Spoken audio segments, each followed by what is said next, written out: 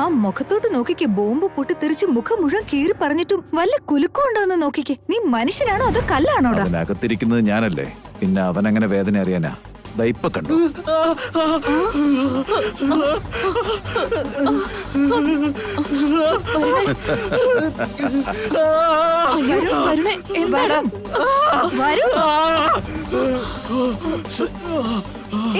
ഇത്ര നേരം ഒന്നും ഇല്ലായിരുന്നല്ലോ, ഇപ്പോഴെന്തോ ഓവർ ആക്ഷൻ. എടാ വരുണേ, ഇതുവരെ നീ അനങ്ങാതെ നിക്കുവായിരുന്നല്ലോ, ഇപ്പൊ എന്താ ഇങ്ങനെ?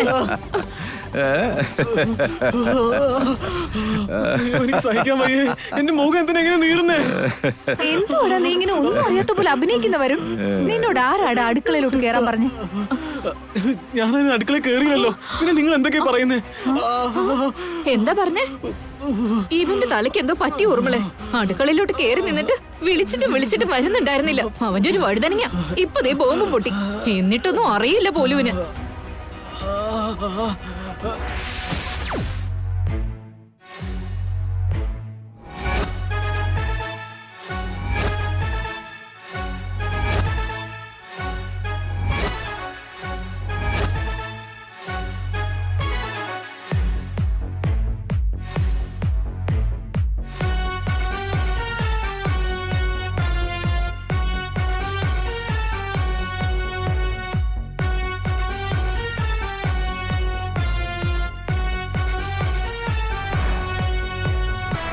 ഞാനെപ്പോഴാ ബോംബ് പൊട്ടിച്ചേ?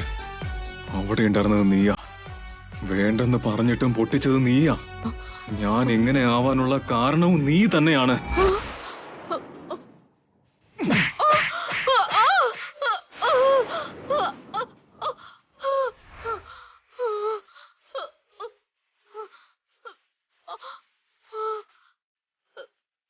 വരുൺ,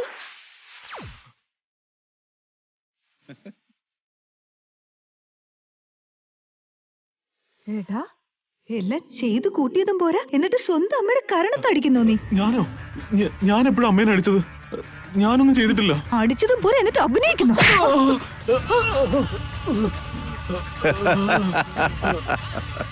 ഒരെണ്ണം കൂടി കൊടുക്കും ഓർമ്മളെ. എഴുന്നേക്കടാ. സ്വന്തം അമ്മ അടിക്കുമല്ലേ? അടിക്കുമല്ലേടാ നീ? വിവരമില്ലാത്തവനെ. എഴുന്നേക്കാൻ. അമ്മയെ തല്ലൂടാ നീ? സ്വന്തം അമ്മയെ തല്ലോ? എന്റെ മോനെ നീ കൈവയ്ക്കുന്നു. എന്റെ മുന്നിൽ വെച്ച് എന്റെ മോനെ തല്ലാനും മാത്രം ആയോ നീ?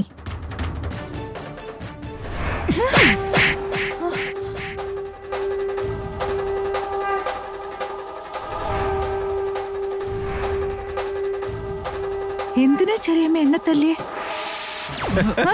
എന്നെ തല്ലാനും മാത്രമായോ? നിന്നെ ഞാൻ എന്റെ അമ്മയെ തല്ലുന്നോ? വരും. എന്നെ തല്ലിയോ നീ? നിന്നെ ഞാൻ ശരിയാക്കി തരാം.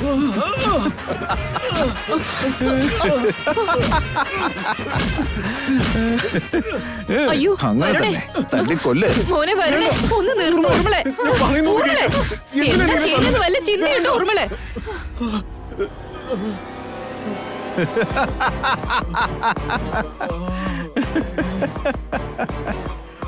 ശരിയാണല്ലോ.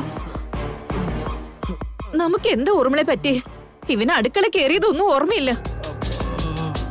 നമ്മളിതേ പരസ്പരം തല്ലി ചതയ്ക്കുന്നു. തല്ലിയതൊന്നും എനിക്ക് ഓർമ്മയില്ല.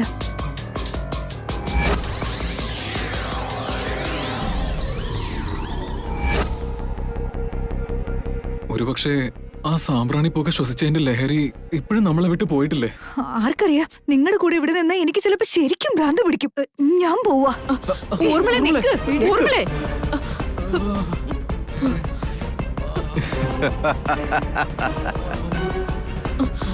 വരണേ. അയ്യോ അയ്യോ, അവൾ അങ്ങനെ പറഞ്ഞിട്ട് പോയെന്തിനാ അമ്മേ? അതിന് ഞാൻ അവളെ തല്ലിയില്ലല്ലോ. നീ എന്നെ തല്ലി, അത് ഓർമ്മയില്ലേ? ഞാൻ എപ്പോഴാ അമ്മയെ തല്ലിയേ? അമ്മയാ ഊർമിളയെ തല്ലിയേ. എടാ വരണേ, വെറുതെ ഇങ്ങനെ പറഞ്ഞ് എന്നെ കൊല്ലല്ലേ. നീ അങ്ങോട്ട് പോയിരുന്നു, വഴുതനങ്ങ ഉണ്ടാക്കിയിരുന്നു, ആ ബോംബും പൊട്ടിയടാ. അങ്ങനെ നമ്മുടെ രണ്ടുപേരുടെ മുഖം പൊള്ളിയ. ആർക്കറിയാം? ഞാൻ അങ്ങോട്ടേക്കൊന്നും പോയിട്ടില്ല. സോഫയിൽ ഇരുന്നുകൊണ്ട് വൈദേഹി എപ്പോഴും അങ്ങോട്ടേക്ക് പോവാന്ന് നോക്കുമായിരുന്നു. പക്ഷെ അവള് പോവാതിരുന്നപ്പോ ഞാൻ അവിടെ ഇല്ലാതിരുന്ന സമയത്ത് ബോംബ് പൊട്ടി എന്റെ മുഖം എങ്ങനെയാ അമ്മ പോയെ? സത്യത്തിൽ എല്ലാം ഒരു മായ പോലെ എനിക്ക് തോന്നുവാ. ശരിയാണടാ വരുൺ, ഇവിടെ എന്തോ ഒരു മായയുണ്ട്. നമ്മള് പോലും അറിയാതെ നമ്മുടെ കൺമുന്നിൽ എന്തൊക്കെയോ നടക്കുന്നുണ്ട്. കൺമുമ്പിലല്ലടി, നിന്റെ പുറകിലാ. അവൾക്ക് മരണഭയം ഉണ്ടാക്കാൻ ശ്രമിച്ച് ഇപ്പൊ നമുക്കാണല്ലോ ആ പേടി. ഇതിങ്ങനെ വിട്ടാ ശരിയാവില്ല. വൈദേഹി ഇല്ലാതെയാവണം. ഇത്രയൊക്കെ സംഭവിച്ചിട്ട് നിങ്ങൾക്ക് രണ്ടുപേർക്കും മതിയായില്ല. കാണിച്ചു തരാം. വൈദേഹി, വൈദേഹി, വൈദേഹി, വൈദേഹി, നിനക്ക് എന്തെങ്കിലും പറ്റിയായിരുന്നോ? നിനക്ക് കുഴപ്പമൊന്നുമില്ല? എനിക്ക് ഒരു കുഴപ്പമില്ല. പോയി കാര്യം എന്തായി ദേവേട്ടാ? യൂണിയൻകാരുടെ പ്രശ്നമൊക്കെ ശരിയായല്ലോ അല്ലേ ദേവേട്ടാ? അവിടെ അങ്ങനെയൊന്നും ഉണ്ടായിരുന്നില്ല വൈദേഹി. ഇവിടെ എന്തോ അപകടം ഉണ്ടായെന്നാണല്ലോ അജയൻ ചേട്ടൻ എന്നോട് പറഞ്ഞത്. അത് സത്യമാണ് ദേവേട്ടാ. പക്ഷെ അതെന്തോ എന്റെ അടുത്തേക്ക് വന്നില്ല. എന്തോ ഒരു അത്ഭുതം പോലെ ഇവിടെ എന്തൊക്കെയോ നടന്നു ദേവേട്ടാ. നിക്ക്, വരുൺ കുക്ക് ചെയ്തോളും, നീ ഇവിടുന്ന് പൊക്കോ.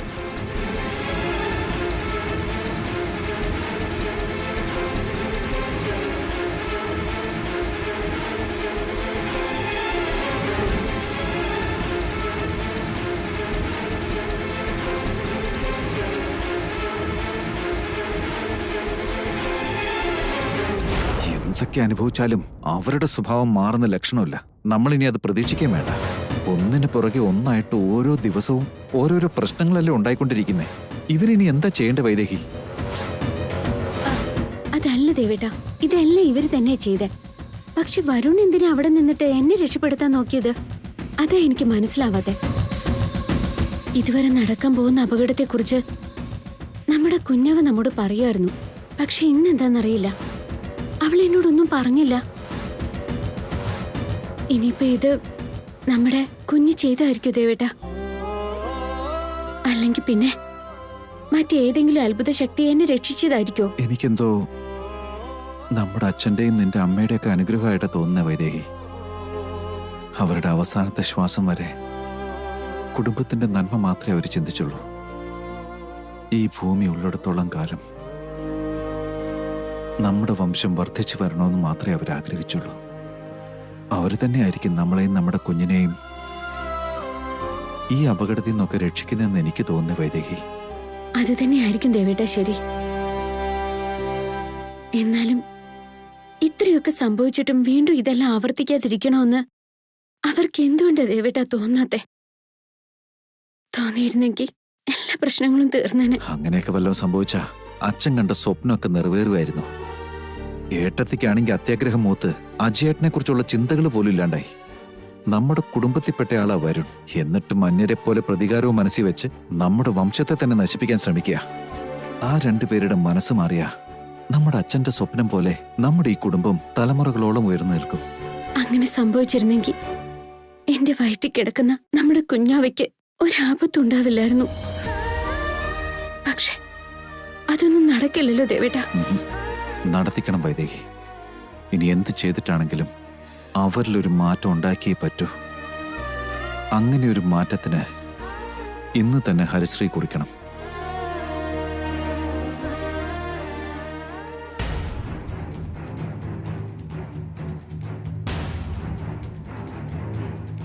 വിനയ, ദേവേട്ടാ. വിനയ. ആ ദേവേട്ടാ. ആ പറഞ്ഞോ ദേവേട്ടാ. 2 തുളസിയുടെ തൈ എടുത്തുണ്ടോ? ഇപ്പൊ കൊണ്ടുവരാം ദേവേട്ടാ.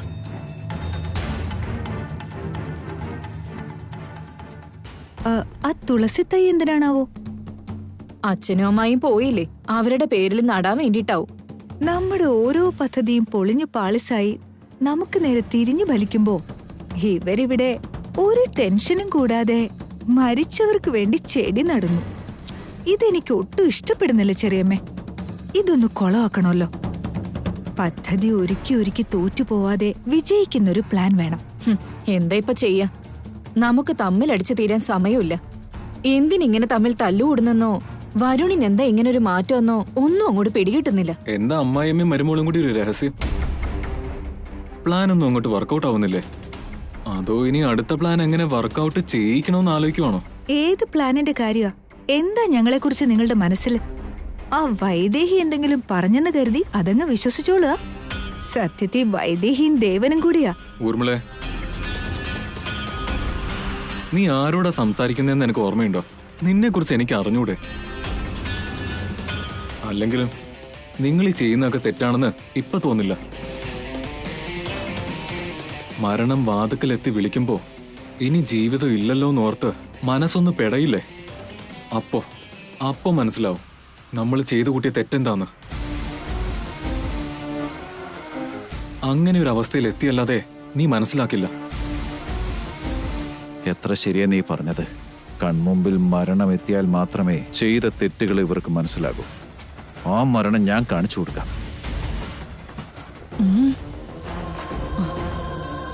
ചെറിയമ്മ ഇത് കേട്ടായിരുന്നു? ഇരുന്നിടത്തുനിന്ന് അനങ്ങാൻ പറ്റില്ല, പക്ഷെ ഉപദേശിക്കാൻ എന്ത് ആരോഗ്യം. ഊർമിളെ, അജയൻ പറഞ്ഞത് 100% ശരിയല്ലേ? ശരിയാണെന്നോ? എന്ത് ശരിയാണെന്ന്? അജയൻ പറഞ്ഞത് വല്ലതും ചെറിയമ്മയ്ക്ക് മനസ്സിലായോ? അത് മനസ്സിലാക്കാൻ വേണ്ടിയാ ഞാനിപ്പോ പോകുന്നത്. ചെറിയമ്മേ,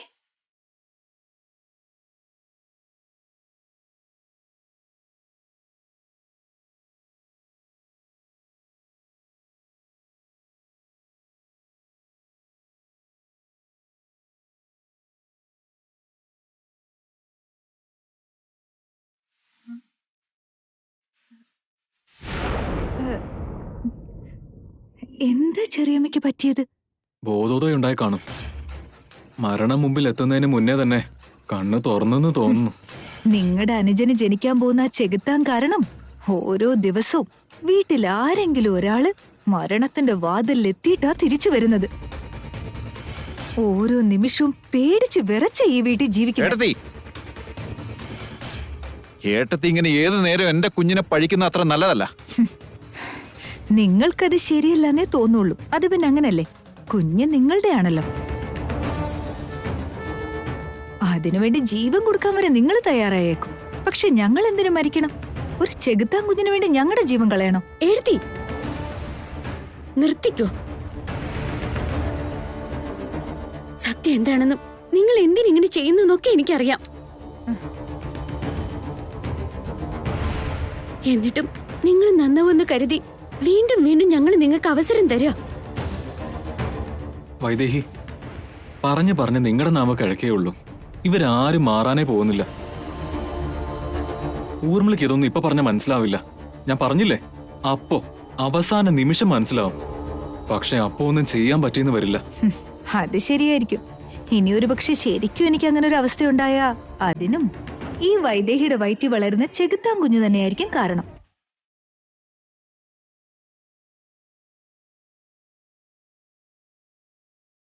അതിലൊരു മാറ്റവും ഉണ്ടാവില്ല. ഞാൻ പറഞ്ഞില്ലേ ദേവ, അവള് മാറില്ല. മാറില്ല എന്ന് പറഞ്ഞ് അങ്ങനെ വിട്ടുകളയാൻ പറ്റുമോ ഏട്ടാ? അവരുടെ ഈ ചിന്താഗതികളോടാ നമുക്ക് എതിർപ്പ്. പക്ഷെ ആ വ്യക്തിയോടില്ല.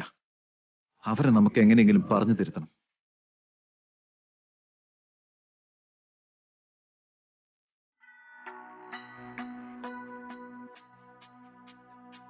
മരണമെത്തുന്ന നേരത്തു നീ എൻ്റെ അരികിൽ ഇത്തിരി നേരം ഇരിക്കണേ. കനലുകൾ കോരി മരവിച്ച വിരലുകൾ ഒടുവിൽ നിന്നെത്തലോടി ശമിക്കുവാൻ.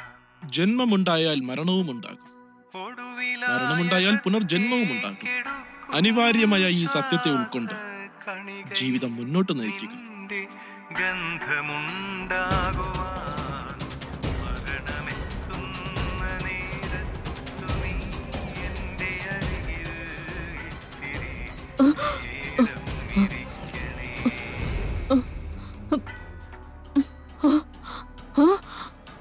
കർമ്മഫലങ്ങൾ പ്രിയമുള്ളത്, അപ്രിയമായത്, പ്രിയാതിപ്രിയമായത്, ഇങ്ങനെ 3 തരത്തിലുണ്ട്.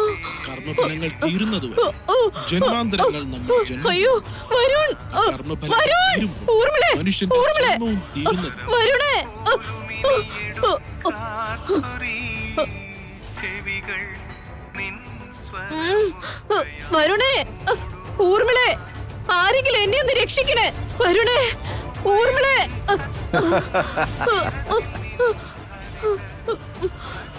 ആരാ ഇപ്പൊ ഈ ശ്ലോകം ഇവിടെ പ്ലേ ചെയ്തത്?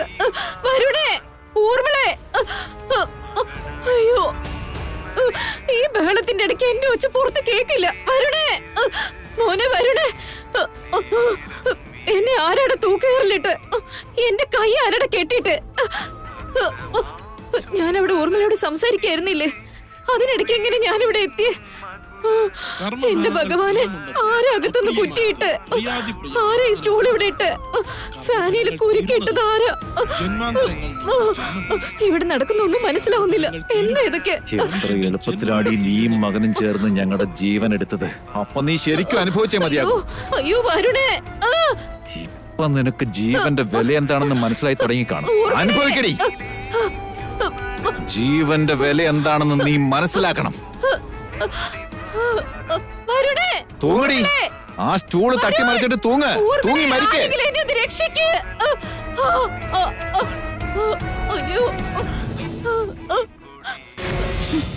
എല്ലാവരുടെ മുമ്പിൽ ഉപദേശിക്കലും ഇതിപ്പോ സ്ഥിരം പരിപാടിയായിരിക്കാണല്ലോ. മരിക്കുന്ന സമയത്ത് മനസ്സിലാകൂ അത്രേ. എന്ത് മനസ്സിലാവാൻ? ഞാൻ എന്താണെന്നും ആരുടെ മരണമാണ് ആഗ്രഹിക്കുന്നതെന്നും ആ മരണത്തിന് പോലും അറിയാം. അബദ്ധവശാൽ പോലും എന്റെ അടുത്തേക്ക് വരില്ല. വന്നു കഴിഞ്ഞു. നീ തന്നെയാണ് വിളിച്ചു വരുത്തിയത്. ഇത്രയും കാലം മരുമോളല്ലേ ഇന്നല്ലെങ്കിൽ നാളെ മാറുമെന്ന് വിചാരിച്ച് കാത്തിരുന്നു. പക്ഷേ ഈ വീട്ടിൽ വിളക്ക് തെളിയിക്കേണ്ട നീ തന്നെ ചിതകൾക്ക് തീ കൊളുത്താൻ കാത്തിരിക്കുകയാണ്. മരണത്തിന്റെ ഭയം എന്താണെന്നുള്ളത് നീയും അറിയണം. എന്നാലേ ജീവന്റെ വില എന്താണെന്ന് നീയും മനസ്സിലാക്കൂ.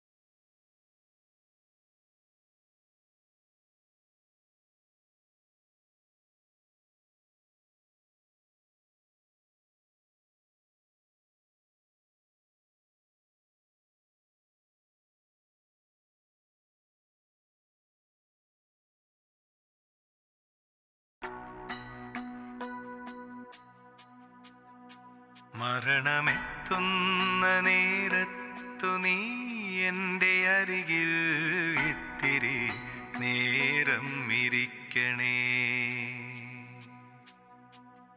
കനലുകൾ കോരി മരവിച്ച വിരലുകൾ ഒടുവിൽ നിന്നെ തലോടി കൊടുവിലായ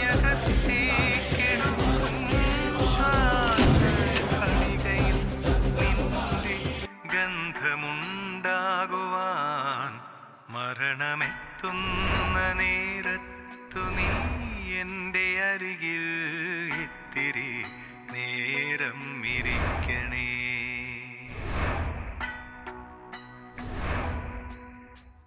ഇനി തുറക്കേണ്ടതില്ലാത്ത കൺകളിൽ പ്രിയതേ തൂങ്ങിച്ചാവ്. മുങ്ങിക്കിടക്കുവാൻ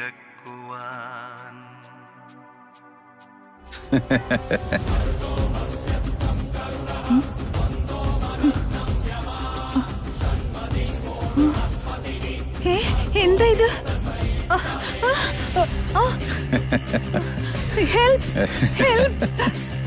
എന്താ ഇത്? ആരാ എന്നെ ഇവിടെ കൊണ്ട് നിർത്തിയ? എന്റെ കഴുത്തിൽ എങ്ങനെ കയറ്? മരണമെത്തുന്ന നേരത്തു നീ എൻ്റെ അരികിൽ. ഇത് ആരുടെ പണിയായിരിക്കും? അവസാന നിമിഷം എത്തിയാലേ മനസ്സിലാകൂന്ന് പറഞ്ഞത് എന്നെ മരണത്തിലേക്ക് തള്ളിവിടാനായിരുന്നു. ഛേ, അജയൻ ഇങ്ങനെയൊക്കെ ചെയ്യാൻ പറ്റുമോ? ഞാൻ പോലും അറിയാതെ ഞാൻ എങ്ങനെയായിരിക്കും ഇവിടെ എത്തിയത്? ആരുടെ പണിയായിരിക്കും ഇത്? എന്താ ഇവിടെ നടക്കുന്നത്? ആരെങ്കിലും ഉണ്ടെങ്കിൽ ഓടി വരണേ. Please help, help, please help. ആരും ഇങ്ങോട്ട് വരാൻ പോകുന്നില്ലടി. ഇത് മഹാദേവൻ എനിക്ക് നൽകിയ വരമാണ്. നിന്റെ സ്വഭാവം മാറുന്നത് വരെ ആരും നിന്നെ രക്ഷിക്കാൻ ദൈവം ഒരിക്കലും അനുവദിക്കില്ല. നീ ചെയ്തു കൂട്ടുന്ന തെറ്റുകൾ എന്തൊക്കെയാണെന്ന് ഇനിയെങ്കിലും നീ ഒന്ന് ചിന്തിക്കും.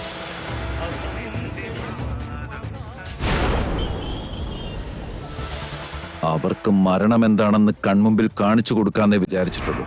പക്ഷെ നിനക്ക് മാത്രം മരണത്തിലൂടെ നരകത്തിലേക്കുള്ള യാത്രയൊരുക്കും.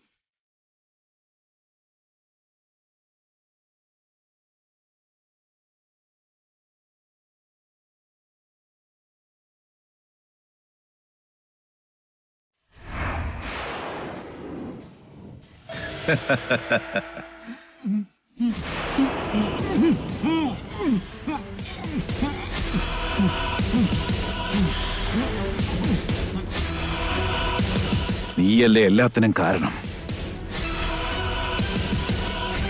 അനുഭവിക്കേ, നല്ലോണം അനുഭവിക്കേ.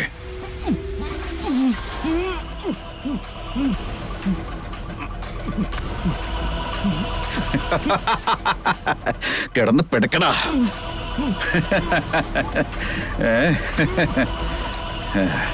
ഞാൻ എങ്ങനെ ഇവിടെ എത്തിയേ? ആരെന്റെ കഴുത്തിൽ കയറ് കുരുക്കി?